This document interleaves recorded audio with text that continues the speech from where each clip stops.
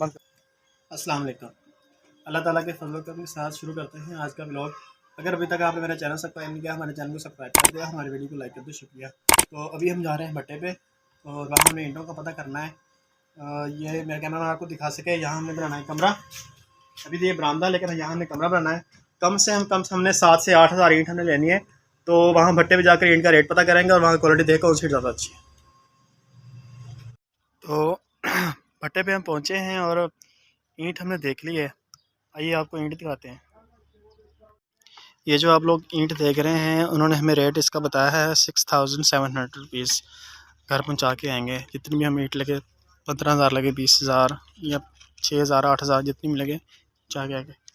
और ये भी कुछ ईंट पड़ी है, ये वो जहाँ आपको मेरे अब्बू खड़े नज़र आ रहे हैं, वो उन्होंने जो रेट बताया उसका, वो तकरीबन उसका बताया है 7100 रुपये, यानी घर पहुँचा के आएंगे। तो ईंटें माशाल्लाह इनके साथ काफ़ी पड़ी हुई हैं। देखें, ईंटें हम कल देख के आए थे, तो ईंटें हमें इतनी ख़ास पसंद नहीं आई।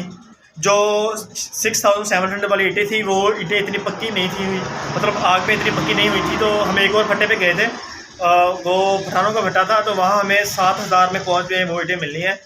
तो वो हमने डिसाइड नहीं किया, लेकिन हम कल फिर जाएंगे तो आप वहाँ दिखाएंगे कौन सी ईंट ज़्यादा बेहतर रहती है। तो अभी हमने बनाना है खाना। तो खाना बनाना है, जो हम सामान वहाँ से बाज़ार से भी लेके आया हूँ। और हमने आज बनानी है बिरयानी, और फर्स्ट टाइम मैंने बिरयानी बनानी है और आपको आज लाइव दिखाएंगे। आज ये टमाटर लिए हैं, प्याज लिए हैं, हरा धनिया लिया है, हरी मिर्चें ली हैं, और ये हमने गोश्त लिया है, आधा किलो गोश्त लिया है हमने। मुर्गी का गोश्त है आधा किलो। और ये सैला चावल लिए हमने 1 किलो, इसके साथ इमली है, और हमने ये केले लिए हुए हैं। सुबह से हमने नाश्ता नहीं किया हुआ, तो हम ऐसे ही आज हम काम किया है। तो चावल बनाना शुरू करते हैं। चावल मैं धोने लगा हूँ, तो चावल मैंने अपने पास रख लिए हैं। तो ये आपको टिक टिक की आवाज़ सुनाई दे रही होगी। इधर से ये ट्यूबवेल चल रहा है, वो जो आपको किकर नज़र आ रही है ना पीछे, वहाँ ट्यूबवेल चल रहा है। तो अभी हमें धोने हैं चावल।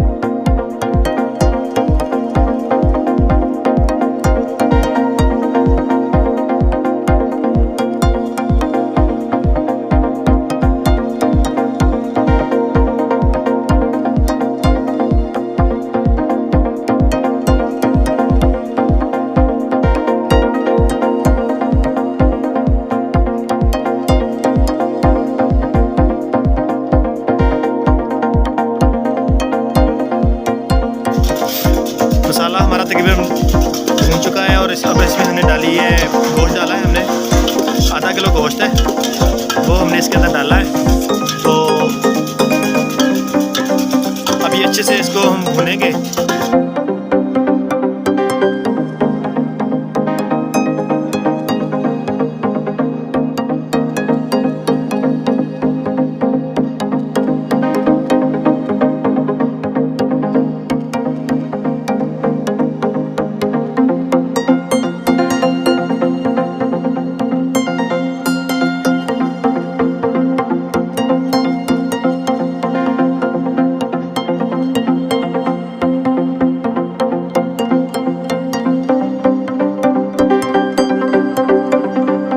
चावल जो हमने दम पे लगा दिए हैं, अब इसको 25 से 30 मिनट के लिए हमने दम पे लगाया है। उसके बाद चावल देखेंगे कैसे बनते हैं।